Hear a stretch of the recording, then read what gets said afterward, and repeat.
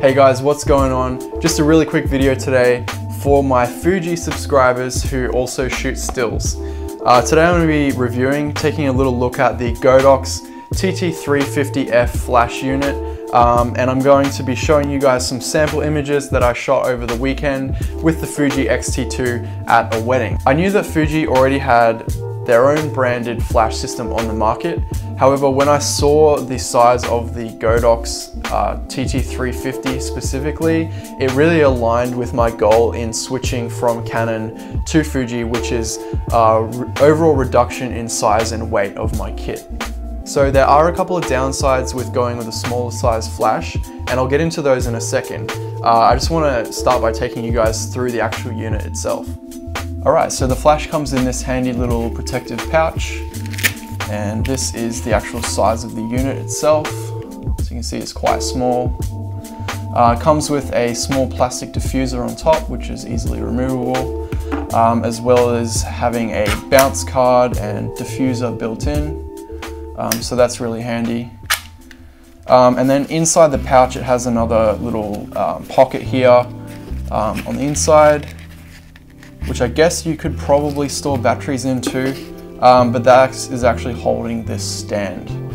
So the stand is just fixed to the base, and then you obviously screw it down, and that allows it to stand up, which is pretty handy. The flash also rotates in all the directions you would expect it to, so off to one side, and then the other side, and then obviously reverse as well. And then pointing straight up. So between this flash and regular Nikon Canon flash, I've actually got the Yongnuo YN560 here to compare to. So that is the Godox flash, and then that is the Yongnuo flash. So you can see there's a huge difference in size and also the weight of the flash as well. Once it's fully packed with batteries as well, it does really make a difference. So this has 4 battery slots, I don't know if you can see that, whereas the Godox flash only has 2.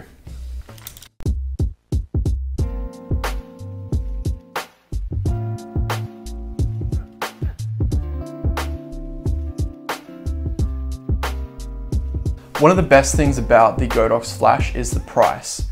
It retails for around, I believe, 80 or 90 US dollars, which is really great bang for buck for a flash of this size. So my findings after my first professional shoot using the flash, obviously it's small, it's lightweight, easy to carry around. However, the recycle time is a little bit slower than what I'm used to. Using the flash at half power takes around between 1 and 2 seconds for it to recycle before it's ready for the next shot. So just going to give you guys an example of the recycle time on this flash. So just going to do one test at half power, and again. The on-camera trigger for this flash system was released shortly after the flash unit itself. So unfortunately I haven't had a chance to play with it yet, although I'm really looking forward to doing some more off-camera shooting with this flash when I can get my hands on that transmitter. So here are some photos that I shot with this flash over the weekend using TTL mode on the Fujifilm X-T2, and the lenses I was using was a combination of the 23mm 1.4 and also the Samyang 12mm f2.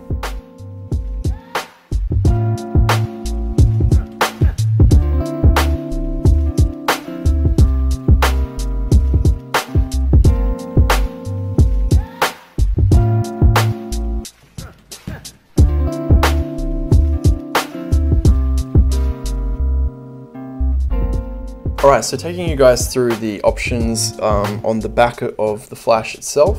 So there's 3 modes. TTL, which is through the lens. This is just going to give you the power output that the camera requires to make the adequate exposure. You got manual mode, of course you can dial in the power of the flash according to your scene, and then multi. You can adjust the zoom depending on which lens you have on, although if you're using a Fuji lens you can leave it on auto and the camera will know which focal length. So you can change this, goes from 16, 18, 23, 33, 46, 53 and 69. So by holding the set button, now we access the exposure compensation. So you've got up to 3 stops compensation on either side. So if you're using TTL and it's a little bit too dark or a little bit too bright, you can control that yourself. Then we have the sync and slave buttons, which are to do with having multiple flashes or a transmitter attached to it, which I don't have at this stage. There is an additional menu here, so if we hold down the zoom button, now we have access to a couple of different options. So this one is standby on off, so that'll automatically turn the flash to standby when it's not in use. So the second option here, AF, so this is going to control the AF assist beam, so we can turn that on and off.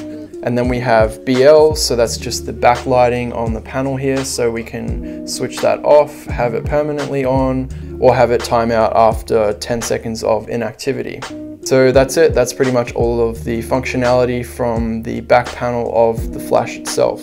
The most important thing to consider if you do decide to pick up this flash is that you definitely won't be shooting bursts of photos and having the flash fire every single time. And I know that's not necessarily even going to be the case with some of the larger flashes, although at full power, the Godox flash does take between 3 to 4 seconds to recycle. So if you're going to be shooting in really dark environments and you're really relying on that flash for your external lighting source, then you're probably going to be wanting to use the flash in more relaxed situations when you're maybe on location photo shoot with a model or even a couple, and just really taking your time, you know, a couple of seconds between each shot, you know, refining the pose. If that's all you're doing, then I would highly recommend this flash.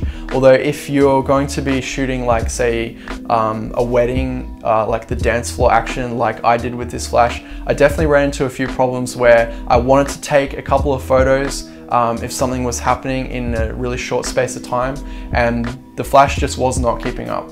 So I guess that's the major downside. Although I definitely am going to hang on to this flash, even possibly looking at picking up a second one. I think for the reduction in size and weight and just the overall look, you know, using a smaller flash on a smaller mirrorless camera, I think it really suits the camera system and definitely suits my goal of reducing the weight and the size and bulk with my camera kit. That pretty much wraps it up. I really hope this helps some of you guys if you are looking at a flash for the Fuji system. Both affordable, lightweight, compact. If you guys do decide to pick it up, I've left some links in the description below so you can go ahead and check those out. So yeah, I hope you enjoyed this video and I'll catch you guys in the next one.